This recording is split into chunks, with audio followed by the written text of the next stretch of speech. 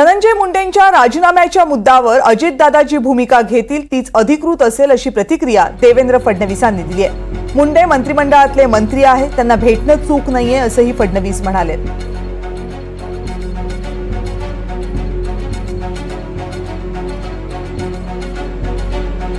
की तुम्ही धनंजय मुंडेचा राजीनामा घेणार का?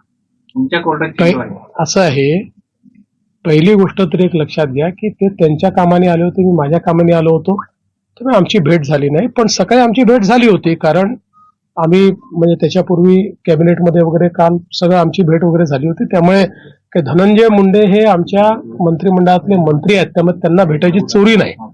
ते मला कधी भेटू शकतात, मी त्यांना कधी भेटू शकतो, कुठल्याही कामाकरता भेटू शकतो। आणि त्यांच्या राजीनाम्याच्या संदर्भात अजितदादांनी स्पष्ट भूमिका मांडलेली आहे। अजितदादांची भूमिका हीच अधिकृत भूमिका आहे।